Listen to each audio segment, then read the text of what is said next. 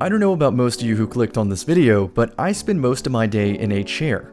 As far as chair decisions go, design and comfort level really depends on what your cup of tea is, or your preference. For me personally, the nature of the job of being a YouTube content creator or Twitch live streamer sometimes requires play sessions that exceed over 24 hours straight with minimal breaks. So as you can imagine, when it comes to chairs, I'm heavily critical on both comfort levels and ergonomics. In today's video, I'll be comparing a range of seating options and chiming in with my experiences over time with sitting in each chair. While this is a sponsored video from SecretLab, I'll never push a product on this channel that I don't use myself. So with that out of the way, let's get started. Almost everybody has a simple chair lying around. If you don't, you could check Craigslist because people move often and want to get rid of chairs and large objects that they otherwise will probably upgrade. For price, like I said, you could probably get this free, but the most I think you'll spend on it is $20. As for durability on a scale of 1 to 10, I give it an 8 because it's pretty much lasts my entire life and is in the same condition that my family got it in. For comfort, again on a scale of 1 to 10, I give this a 3. Keep in mind that if I give something a 5, that means it's average. A lot of reviewers, for some reason or another, keep thinking that 7 is average and 5 is below average. I don't think that's the case, so for that reason, I rate it a 3 in comfort. The only intentionally designed chairs that I think are more uncomfortable than this one are stone park benches and metal stadium seating. Now under comfort, you'll find something that I call session length, and this means the amount of time until you feel uncomfortable or until you don't really want to sit anymore. This of course varies from person to person, but for me, this is my experience with all these chairs. I initially put this here as sort of a joke, but then I do realize that in my humble beginnings, I really did sit on a chair like this, and so this is why you see a pillow on the chair. It's because when you can't afford a better chair, you do what you gotta do. This is an entry-level office chair. The price range is $20 to $40, and you can find them at most office supply stores. The durability is a 2 out of 10. Yes, I rated it that low because it is that bad. The comfort level is 4, and you might notice that's only 1 point better than the wooden chair. But as soon as a lever breaks or a screw gets loose, this chair is not comfortable to sit in whatsoever. When the chair is fully functional though, I got a session length of about 1 to 2 hours before I didn't like sitting anymore. But sometimes, even though you don't like sitting, life tells you have a 20-page paper due for college, and you have to sit down for 12 hours and knock it out. So by the end of that, you really hate this chair. The next upgrade down the line is the medium-level office chair. The price ranges from $40 to $60, and you can get these at most office supply stores. The durability I rate a 3 because this is the second chair that I've had in this household. This is actually my brother's chair because the one I had of it was completely destroyed because I used it for 6 to 10 hour gaming sessions, and I did not enjoy that whatsoever.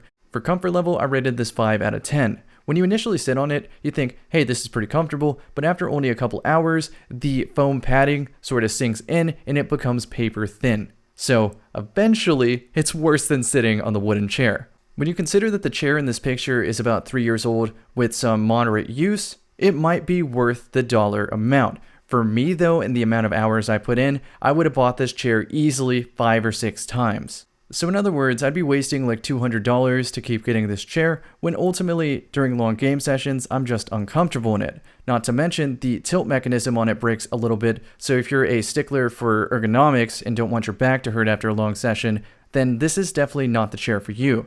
But I would recommend it if you're only going to use it for light office work. The next chair you see in front of you is the medium level gaming chair, specifically a racing style chair. It makes sense when you think about the design philosophy for cars that the chairs are designed for long distance travel, aka long session length. Of course, when something's popular, it becomes over gimmicked and lots of competitors seem to pop up. Depending on what brand you choose will determine the durability and comfort of each of these chairs, but unless you sit on them before buying, you can't really tell. This is where the perks of being a YouTube content creator really come into play. I visit conventions very frequently, and at these conventions, typically, you can try out these chairs because the vendors bring them to the conventions.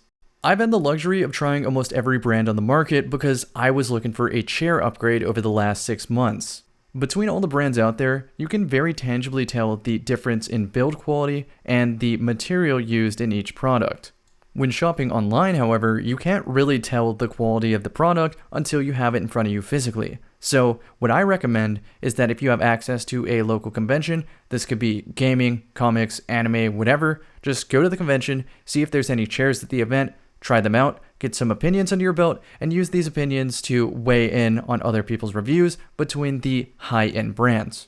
The thing about sampling chairs is that you only sit on them for a couple minutes, so this might give you the wrong impression of the chair. It might give you the illusion that it's more comfortable than it actually is, or that it holds up after 16 hours straight of playing video games. While I have played a 24-hour gaming session with most of the chairs that I've shown you so far, I have definitely played a 24-hour play session with the following chair.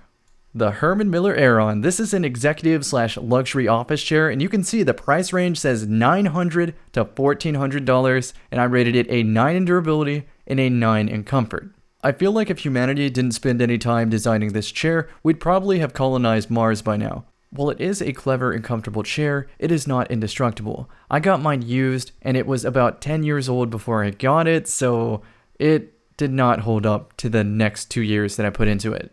The reason that I initially wanted a Herman Miller Aeron is because the college I went to did renovations frequently, and with those renovations comes new office chairs in common areas, so I got to use a brand new version of this for 12 to 16 hour sessions of doing homework, and I gotta tell you, when I was doing the work, I didn't even think about if I was uncomfortable or not. I would just keep writing. I wouldn't even pay attention to the time, and then I'd check my watch or check my phone and be like, oh my gosh, it's that time already? It's closing?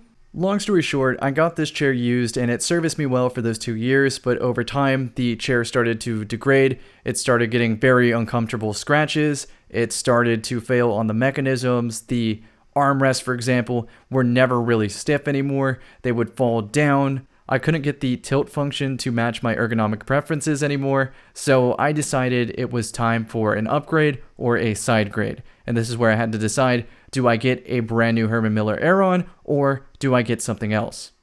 As you can probably tell by the video, I elected to go with something else. I went to some local conventions, I sat on one of the SecretLab chairs, and I was like, you know what? I think this can handle some 24-hour sessions. So I reached out to SecretLab, they sent me a chair, and I put it under the gauntlet. I'm talking easily multiple 10-hour sessions of editing, a 13-hour live stream yesterday, and a 24-hour gameplay session of me acquiring and editing footage. The reason being that I was on a time crunch because I had to make multiple conventions on different sides of Florida, so that meant preloading my YouTube with as many videos as possible, and I thought this was a perfect opportunity to give this chair a true test. And yes, it gets a thumbs up after the 24-hour session.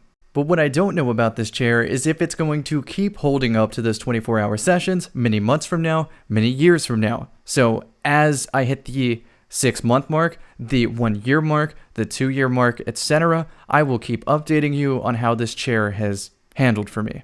So far, I like it, so out of my own volition, I'm going to buy another SecretLab chair in a different design and material, so I can try it out and compare it against the one I already have, which is the soft weave of the Omega 2020 series. Very quickly, I'm going to go through some pros and cons with my experience with the chair so far. Being a soft weave, you would think that the material is extremely soft, and it's fairly soft, but not as soft as you would probably be led to believe by marketing. It's a little bit rougher, and I actually like that because it means more durability. Now, I don't know exactly how it's going to hold up after 6 months, but I will surely update you then. My main complaint with the material is that because I live in Florida, the temperature is naturally hotter, so the material overheats me a lot faster than other chairs I've tried in the past, which is why I want to try leather in the future. Lately though, the weather's actually been kind of cold, so I've been fairly cozy in this chair, so maybe it's a pro and a con at the same time. Speaking of cozy, you might notice that the back is angled to better contour to your body, and I'm sure that a lot of people like that design feature, but for me, I feel like my range of motion gets slightly limited by chairs of this kind, and it's very difficult to find a chair that is both comfortable and doesn't restrict your movement whatsoever. So some things have to give, and I think this is a reasonable compromise. This is actually my biggest complaint of the Herman Miller Aeron. It seems to restrict my right arm movement when tracking backwards or falling targets, because I have to shift from my arm moving to my shoulder tilting to hit the shot. And it's not necessarily uncomfortable, but it's just not intuitive. It's also only a problem if you play an absurdly low sensitivity like I do. A huge pro for me is the height of the wheel axles. Do you see that right now? I'm gonna zoom in on screen. The height of the axles allow me to put my footrest above the axle so that the axle doesn't push my footrest away, which means that I can have a more ergonomic sitting position. I also gotta say, the lumbar support and the headrest both feel awesome. It's a memory foam material on this one, and I think I'm gonna order extras of those because I know that over the 24-hour sessions at least, I seem to sweat a lot, so I'll have to be cycling those through the washing machine probably at least once a week. The last pro and con I'm going to talk about is the armrest, and this is usually a deal breaker for me when it comes to chairs. I like to be able to put the armrest as low as possible, so I still have the option to use it, but it won't interfere with my range of motion when my arms are on my desk.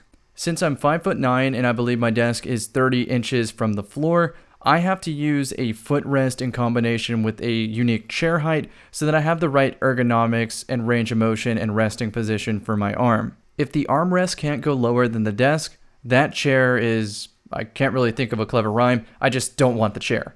Luckily, with this chair, they just barely fit. And the best part is, I can see underneath the chair that they are really easy to remove if I don't want armrest. By the end of November, I'm going to upgrade my entire PC and streaming setup. So with that, I'm going to get a smaller desk so that I no longer have to use a footrest. So that should be really, really awesome because I know at least my armrests are going to fit. With pros and cons out of the way, let's talk about assembly. This took me roughly 45 minutes, just very casually putting it together while listening to some podcasts. In the box, you'll find the contents of the chair, some mats so you don't damage your floor, obvious, very easy to follow instructions, and of course, tools to put the chair together with some spare screws. If you're deciding on buying one of these chairs, again, be a critical consumer, look at what other chairs are out there, try them out if you can. If you do ultimately decide on getting one of these chairs, it's very appreciated if you use my affiliate link, which is found in the description and comment section of this video.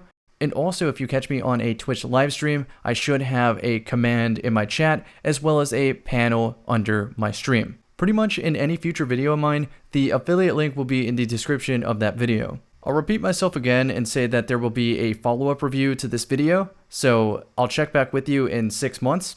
Between then, if you have any more questions, you can ask it in the comment section, or you can ask me at twitch.tv/camicakes, and I'll give you my opinions on the spot.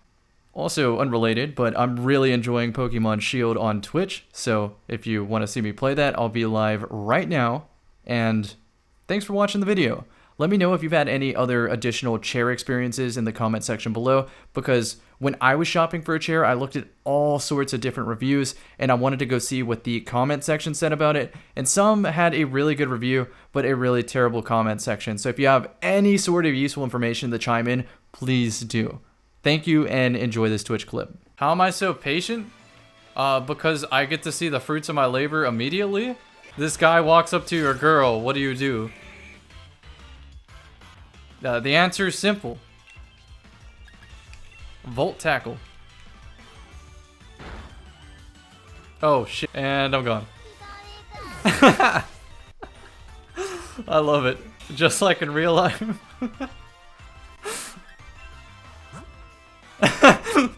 This guy walks up to your girl, what do you do?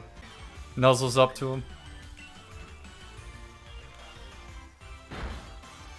Oh no! What?